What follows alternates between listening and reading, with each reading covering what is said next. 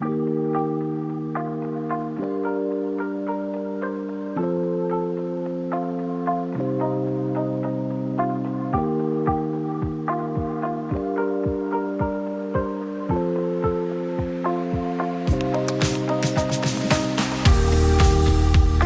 I'm going to bring to the table is the issue of scale, right? So from all of these experiences, how do we bring scale to these good practices? How do we make them sustainable over time and so that they can last beyond the project cycle and continue benefiting rural women and men? Our policies are not harmonized. So for instance, in the farming system, women, we don't own lands. So if we harmonize or align our policies so that we make sure that women have enough land that can make a decision on the farming business.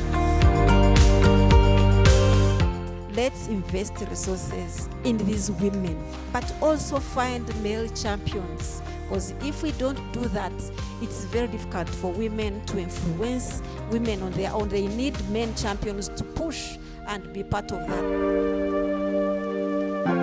This is something we need to talk about, decolonizing research. What are we doing? Why are we doing it? How is that helping us? Because if we do not have these conversations and make the changes ourselves, nothing would happen.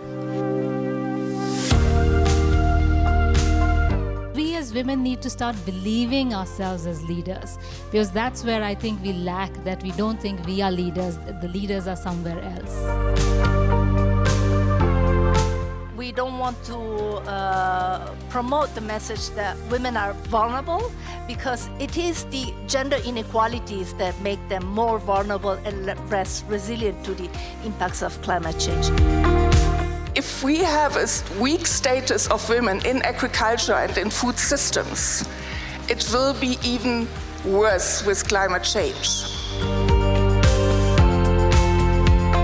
One key takeaway is the multi-sectoral approach to doing my work, and also the aspect of better coordination, because a lot of organizations are doing different things.